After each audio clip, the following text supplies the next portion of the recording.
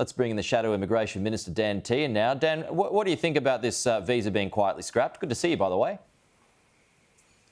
Good to see you, Pete.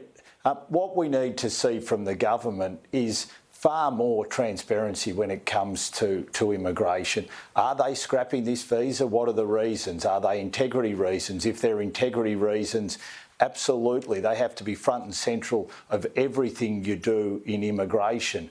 We've seen today also reports that their aged care visa scheme, which was meant to bring in critical aged care nurses into aged care facilities, that isn't working. Now, I think there was less than 5 people in the first 6 months. We don't know what is happening with those 148 hardened criminals. How many of those have been rearrested? They've dropped transparency around that. Just seems that everything they're doing in immigration at the moment is a mess, and they don't want to fess up about it. So we'd like to hear from the Minister for Immigration, Andrew Giles, or Claire O'Neill today. Have they scrapped it? What are the reasons? And were there serious integrity issues? OK, do you believe it was flawed policy, though? Because if foreign criminals, were basically having the red carpet rolled out to come and get themselves an easy Australian visa, does it make sense to just can it? Was it a bad one? Was it a bad policy? Well, the policy intent was to bring people into this country who would bring capital with them. That was the intent, so that they would grow businesses, grow jobs, invest in our country. Now, if there are integrity issues, well, that was the policy intent. Now, with everything in the immigration space, you have to be on top of integrity, because people will use ways to try and exploit your scheme, as we're seeing at the moment with those people who are coming here by air or by plane and then claiming asylum. When you're in government, you've got to adapt. You've got to be on the ball, and you've got to make sure that you can make the changes necessary to keep integrity in your visa system.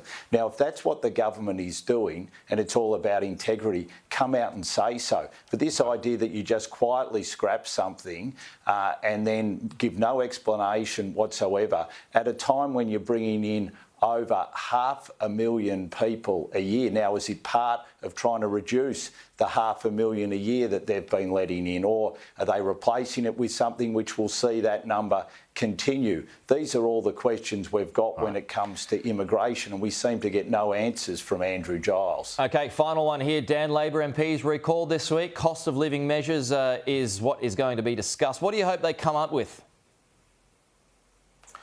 Well, I think the Australian people will be quietly angered by the fact that all these MPs are going back to Canberra to have drinks at the lodge. What we need to see from the Prime Minister is people seeing reductions in their power bills, people seeing reductions in their insurance bills, people seeing reductions in their basic costs of living, and they need to see action from the Prime Minister, not inviting all his MPs for a talkfest and then drinks in Canberra. I can't see how that is going to solve one cost of living issue. OK, but have you got an idea on what you hope they do come up with that's going to help the folks at home?